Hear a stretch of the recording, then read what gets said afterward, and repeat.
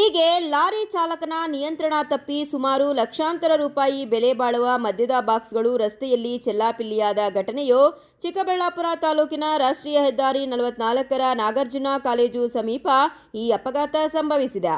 ಬೆಂಗಳೂರಿನ ಅತ್ತಿಬೆಲೆಯ ಕೆಎಸ್ಬಿಸಿಎಲ್ ಗೋದಾಮಿಗೆ ಮದ್ಯ ಸಾಗಿಸುತ್ತಿದ್ದ ಲಾರಿ ಏಕಾಏಕಿ ಚಾಲಕನ ನಿಯಂತ್ರಣ ತಪ್ಪಿ ರಸ್ತೆ ಬದಿಗೆ ಪಲ್ಟಿಯಾಗಿದೆ. ಲಾರಿಯಲ್ಲಿ ಬ್ಲೂ ಓಸಿಯನ್ ಬೆವರೇಜಸ್ ಕಂಪನಿಯಿಂದ ಸುಮಾರು 1700 ಬಾಕ್ಸ್ ಓಲ್ಡ್ ಮೋಂಕ್ ಮದ್ಯವನ್ನು ಸಾಗಿಸಲಾಗುತ್ತಿತ್ತು ಎನ್ನಲಾಗಿದೆ.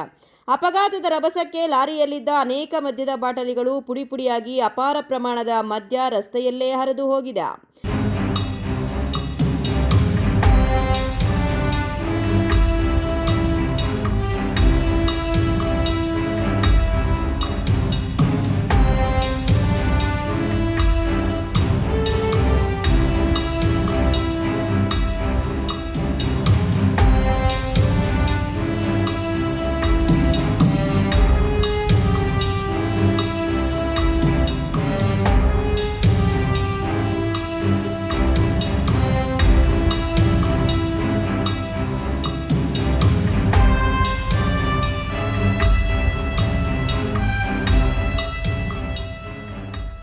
ಇನ್ನು ಘಟನೆ ಕುರಿತು ಮಾಹಿತಿ ತಿಳಿಯುತ್ತಿದ್ದಂತೆ ನಂದಿಗಿರಿಧಾಮ ಪೊಲೀಸ್ ಠಾಣೆಯ ಸಿಬ್ಬಂದಿ ಹಾಗೂ ಅಬಕಾರಿ ಇಲಾಖೆಯ ಅಧಿಕಾರಿಗಳು ಸ್ಥಳಕ್ಕೆ ಭೇಟಿ ನೀಡಿ ಪರಿಶೀಲನೆ ನಡೆಸಿದರು.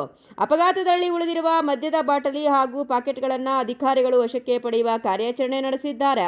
ಅದೃಷ್ಟವಶಾತ್ ಅಪಘಾತದಲ್ಲಿ ಯಾವುದೇ ಪ್ರಾಣಹಾನಿ ಸಂಭವಿಸಿಲ್ಲ ಎನ್ನಲಾಗಿದ್ದು, ಪ್ರಕರಣದ ಕುರಿತು ಪೊಲೀಸರು ತನಿಖೆ ನಡೆಸುತ್ತಿದ್ದಾರೆ. Thoudanahalli Ramesh, CTV news, Chikkaballapur.